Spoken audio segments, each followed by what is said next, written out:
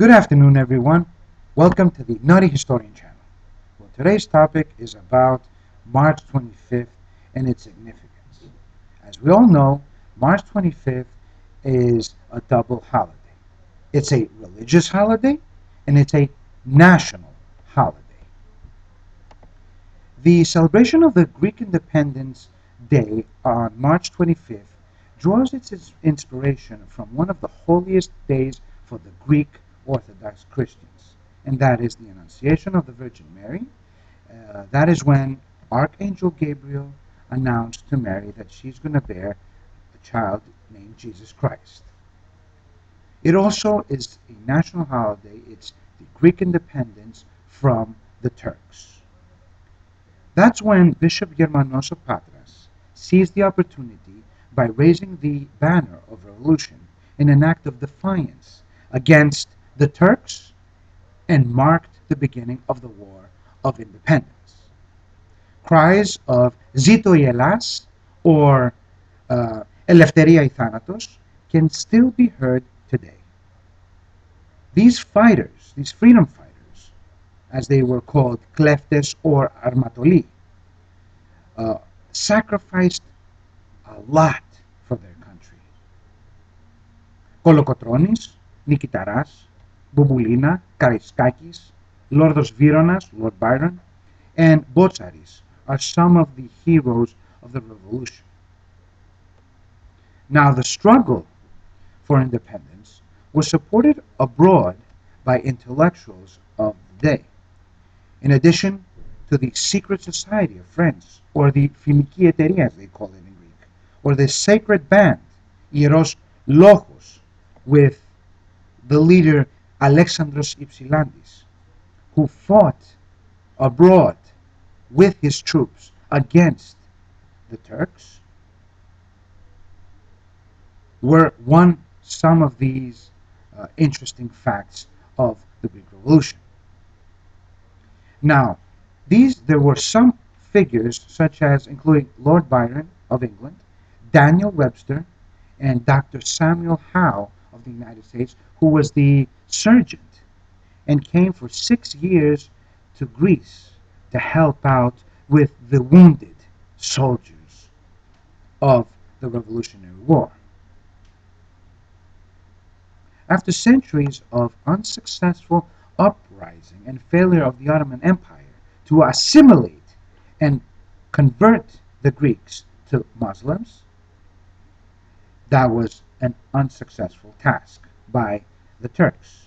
The War of Independence began in 1821, rising up against 400 years of occupation and oppression by the Ottoman Turks.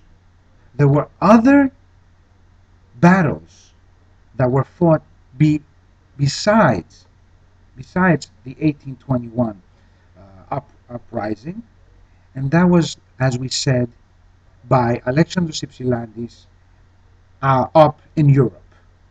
Now, the origin of the Turkish occupation began in 1453 with the fall of Constantinople, where today we call it Istanbul. All true and faithful Hellenes living in their occupied homeland reached to the Turkish oppression and resisted the attempts to deprive the Greeks of their heritage, their freedom, and their religion.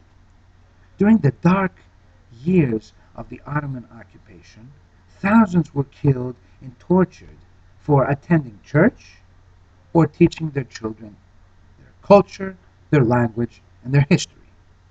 For 8 years, the fighting continued until 1829, just as the revolution appeared to be on the verge of failure. The great powers of Great Britain, France, and Russia intervened in the conflict. The Greek struggle had elicited strong sympathy in Europe, and many leading intellectuals had promoted the Greek cause, including the English poet Lord Byron. At the naval battle of Navarino, the combined British, French, and Russian forces destroyed the Ottoman Egyptian fleet, and that resulted to the end of the revolution in 1829. Now, in celebration of the Greek Independence Day, towns and villages throughout Greece hold a school flag parade, during which school children, much in traditional Greek costumes, they wear traditional costumes and carry Greek flags. There is also an armed forces parade in Athens. Now, there's something really important that we need to know here. March 25th was not, I repeat, was not the actual day of the beginning of the War of Independence. The Greek government decided to include and make it, and on that particular day, the March 25th, a national holiday, because before that, on March 25th, we have the Annunciation of the Virgin Mary, as we talked earlier, and that is why the Greek government said we're going to include a second holiday, that's a national holiday, on the same day. March 25th, again, is not the actual beginning of the War of Independence.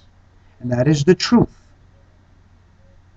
But the Greek government decided to choose that particular day because all Christians, all Greeks, of course, who are Christians, celebrate that particular day, the Annunciation of the Virgin Mary. Therefore, why not have two feasts in one day? So there you have it. That's the truth. And I hope you enjoy it. We'll see you next time. Thanks for watching. So long.